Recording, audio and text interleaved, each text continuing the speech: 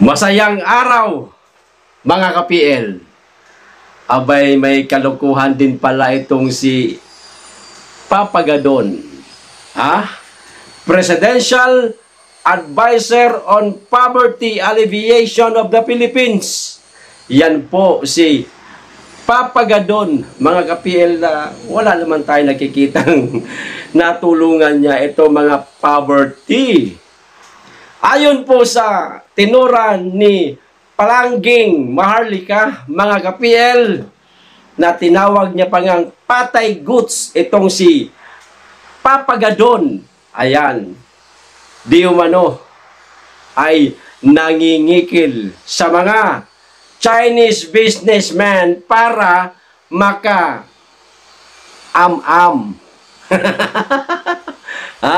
Nangungotong, mga ka-PL, abay parang may pagkaabusado itong mamang ito, mga ka-PL. Mga ma'am at mga sir, mga ina-point ni Jahas at ni Junior, iwasan niyo po sanang maging abusado. Tandaan po ninyo, taong bayan po ang nagluklok kay Junior, kaya kayo ngayon ay na-appoint. Iwasan niyo po sanang mangutong sa mga kababayan natin. Gamitin niyang inyong kapangyarihan para lang kayo ay magka-ganire at maka-am-am. Tuloy, natawag siya ni Maharlika, mga ka-PL, na patay goods. Ayan, patay gutom daw. O ito po ang tinuran ni Madam Maharlika. Panoorin po natin. Pero bago tayo magsimula, makikisuyo po sa mga ka-DDS, mga kababayan at mga ka-PL na hindi pa po nakasubscribe. Baka naman. At pakiclick na rin po ang notification bell para updated sa lahat ng upload. At huwag nyo pong kalimutan, pakilike naman po ang video. Like lang naman po. Okay? Maraming salamat po. Makikisuyo lang. O eto na. Panoorin na po natin ang mga balljack ni Madam Maharlika para kay Papa Gadon na di umano'y patay gutom.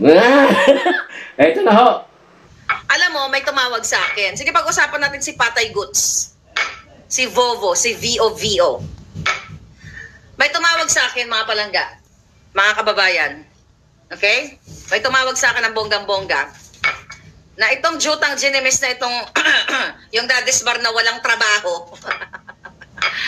Nadisbar na walang trabaho, na patay Tom Goods, kaya nag-kiss us para may makain, ay inuutangan ang mga Chinese businessmen.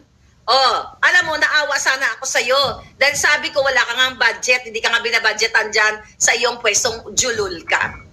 Gusto mo, ibukenya ko? Ayon sa aking source, ikaw, napatay Tom Goods, dinodorobo mo yung mga in-check, mga Chinese na mga negosyante. Dahil sinasabi mong malakas ka kay Lisa, kinukuhaan mo sila ng pera. Gago ka. Sana itong mga patay gadom, sabi nung nag-comment.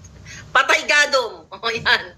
So, kininanakawan mo, ay kinuutangan mo itong mga Chinese businessmen na sinasabi mo malakas ka sa kay Kuting. Mambubudol ka. Diba? Inuutangan mo 2 million, 3 million, 5 million. Isinasuka ka na. Ayaw na magpabudol sa iyo ng mga Chinese. Tapos nagre-request ka pang lalamon sa mga restaurant kasama pamilya mo. Ikaw ang tunay na patay gutom, gago. Diba? Imagine yung mga kababayan, ito mga Chinese dyan sa Maynila na mga negosyante, tinatawagan itong patay gadom na to, na para makalibre lang siya ng pagkain kasama ang pamilya niyang patay goods. Makakain sa mga high-end na restaurant. Aside from that, inuutangan mo. 2 days ago, sabi ko ayaw na kitang patulan kasi kawawa ka naman. Kasi ang dapat na patulan si Lisa at saka si Kuting dahil ikaw wala kang budget. Ikaw ay kiss-as lang, uto-uto at bobo lang talaga dahil nga gusto mong, mag-kiss-as nga, magsip-sip. Okay? Sino ngayon ang patay gut sa atin? Pinagmamalaki mo pa. May nabasa ako, nag-send sa akin, na sinasabi mo 200,000 daw yung worth na pinabigay mong Nutriban. Ang cheap. Ulitin ko ulit. Yung pwesto mo, hindi lang pa ang 200,000 dapat ang budget na ibubuhos para labanan ang kagutuman. Hindi ka binabudgetan ni Lisa, dahil si Lisa dapat ang magbigay sa'yo ng budget. Dahil sukang-suka siya sa kabobohan mo. Ikaw namang syunga, nagkikis-as para makabudget kang gago ka. Alam mo na, di ba? Kaya ka nga ang anak mo at ikaw galit na galit noon nung hindi ka pa ina-appoint. Dahil mapapahiya ka sa mga dilawan na tinawag mong VO-VO. Pero dahil nagsusiksik ka, kinukulit mo ang Malacanang, kaya napilitan si Kuting, si Lisa, na i-appoint ka si Ahas kahit sukang-suka siya sa iyo. Kaya wala kang budget. Kaya ikaw ang patay goods. Okay? Hindi ako, gago. Ikaw. Subukan mo. Mawala ng trabaho dyan. Unang-una, disbar ka na. Okay? Diba? Wala kang trabaho. O kaya naman nagmakaawa ka para makapwesto. Kasi sino ngayon ang patay gutom sa atin? Ako, ikaw. Sino ngayon ang nangingikil sa mga Chinese businessmen? Sino ngayon ang nangungutang sa atin? Tapos gusto nyo, nagpupush-push ka kasuhan si Marlica. I'm just waiting for all of you. Pakainan nyo. Wala naman palang budget itong si Papa Gadon, mga ka-PL. Kaya naman pala walang nagawa ito. Walang silbi. Yung pagiging Presidential Advisor on Poverty Alleviation niya. Wala siyang natutulungan ng mga kababayan nating pobre, mga ka-PL.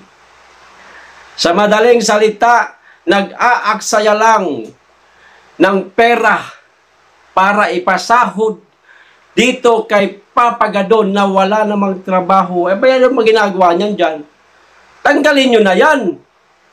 I-abolish nyo na ang departamento ni Papa Gadon. Kung wala naman palang nagagawa, binigyan ng budget. 200,000. Anong mangyayari? Kahit bumili ka ng bigas, lagay mo, gawin mong ayuda. Kaunti yun eh. Kulang na kulang yan eh. Meron pang mga ganun yan. Yung 200 magiging 150. Baka lang naman, hindi tayo sigurado dyan. Maliwanag, mga kababayan, na nangingikil, nangungutong, at meron pang nangungutang. Akala ko ba malaki sweldo nitong mamang ito? Di umano umaabot ng 300 to 400 mahigit. 1,000 kada buwan. Tapos nangungutang pa. Matindi pangangailangan itong mamang ito. Kaya pala nasabi ni Maharlika na nangingikil sa mga Chinese businessmen at ginagamit ang pangalan ni Jahas at ni Junior. Ayan, may pagkaabusado talaga ang mga na-appoint ni Junior, mga ka-PL, palibhasa. Abusado yung amo, abusado rin yung mga tuta.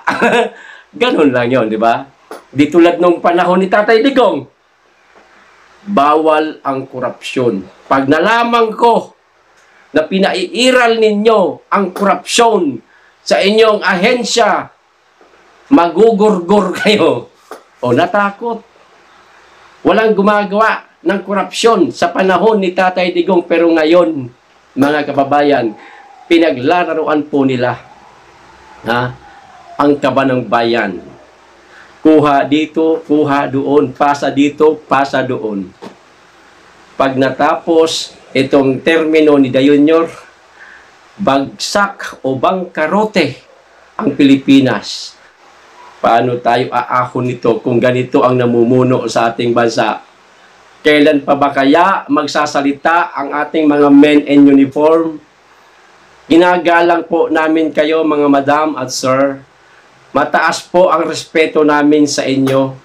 Sana naman po, pag nakita ho ninyo na meron ang katiwaliang na ginagagawa ang administrasyong ito. Ipagtanggol po ninyo ang bayan. Ipagtanggol po ninyo ang taong bayan. Alang-alang po sa ating inang bayan. Kayo po ang isa sa inaasahan ng taong bayan. Magising po tayo. Huwag po tayong magpapasilaw sa kinang ng salapi. Dapat mas masilaw ho tayo sa pagmamahal sa ating inang bayan. Meron po tayong sinumpaan sa ating mga nakatatak na mga ranggo sa ating balikat. Yan po sana ang pairali natin. Huwag po ang pagkasilaw sa salapi. Ayos! Hanggang dito lamang po. Maraming salamat sa inyong lahat. Mag-iingat kayo lagi at higit sa lahat, mahalin po natin ang Pilipinas.